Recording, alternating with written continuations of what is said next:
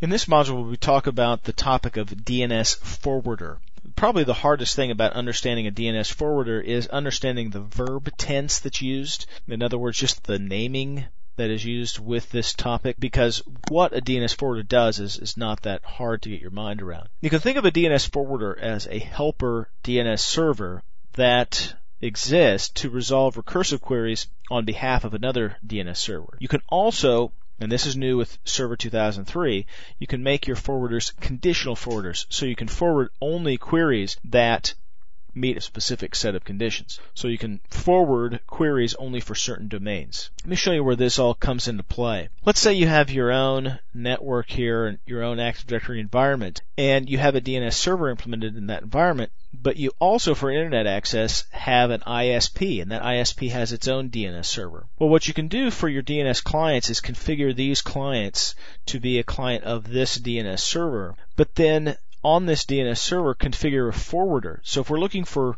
resources within this domain, let's call it beanlake.org. But if you're looking for yahoo.com, then the forwarder is going to be this server. You configure this server with a forwarder, and that request is passed to this DNS server, which in turn walks the DNS tree through that series of iterative queries. So this is a recursive query. In my mind, the tough part about this is just understanding that the forwarder, although this thing does the forwarding, and so it might be correctly called the forwarder, but the forwarder refers to this DNS server right here.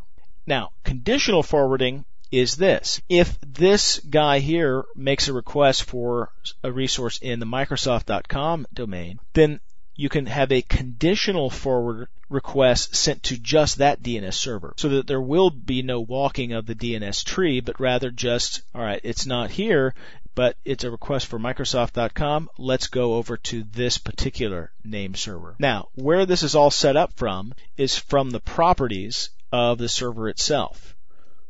Properties, and then from the forwarders tab. So you can configure a forwarder for all DNS domains or a new forwarder.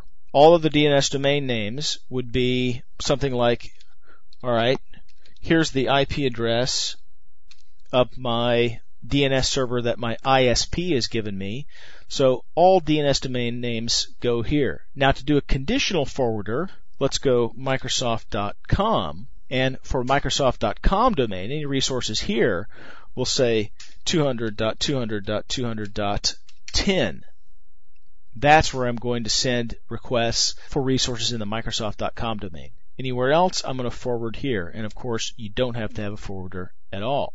So that's how it's done. And the reason why you would do this is to reduce the burden of walking the DNS tree, especially if you are paying someone for their DNS services already, like an ISP. When you pay for internet access, you're also paying for name resolution services. So let's let that server perform most of the queries.